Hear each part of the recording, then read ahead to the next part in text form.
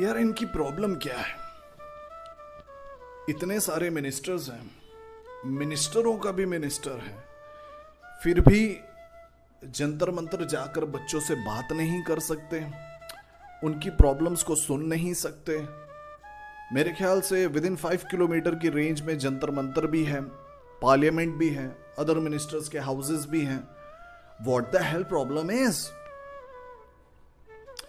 वासुदेव कुटुंबकम, कुछ ऐसा ही एक श्लोक है या जो भी है, कई बार आपने सुना होगा रैलियों में। इसका मतलब है कि ये पूरा संसार एक परिवार है, तो भारत भी एक परिवार है।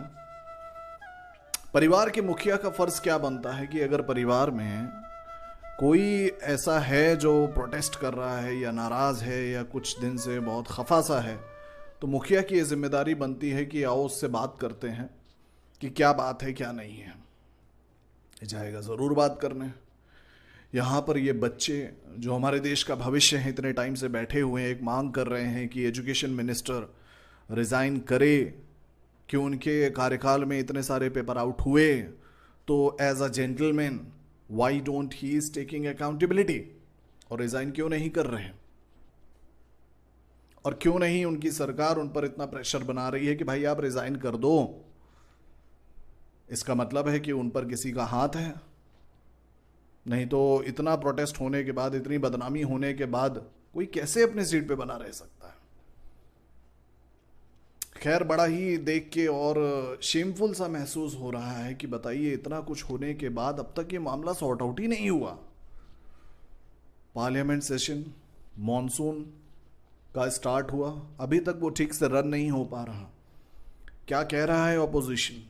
एक डिमांड ही तो कर रहा है कि उनका रेजिग्नेशन दो, ताकि हम इस पर फिर आगे फर्दर चर्चा कर सकें। ना तो रेजिग्नेशन हो रहा है, ना तो चर्चा हो रही है, सिर्फ वेस्टेज ऑफ टाइम हो रहा है। स्टूडेंट्स भी वहां पर बैठे हैं, अपना आगे फ्यूचर सिक्योर करना चाह रहे हैं, तो उनकी डिमांड गलत क्या है? तो बड़ा ही समय अच्छा नहीं चल रहा कहीं से भी। बहुत सारी चीज़ें हो रही हैं। एक तरफ टेम्पल वाला स्कैम हुआ, देन अभी ये, ऊपर से E20 का एक अलग ही है, उस पर बाद में कभी अपनी बात रखेंगे। पर कुछ ठीक नहीं चल रहा है। इस सरकार को ही ठीक करना होगा, अदरवाइज हालात और ज़्यादा ख़राब हो सकते हैं। खैर, आप लोग जागरूक रहिए, सतर्क रहिए, और जब भी कोई गवर्नमेंट इलेक्ट करो तो ये सब चीज़ें, ये सब बातें याद रखा करो। अपना ख्याल रखिएगा।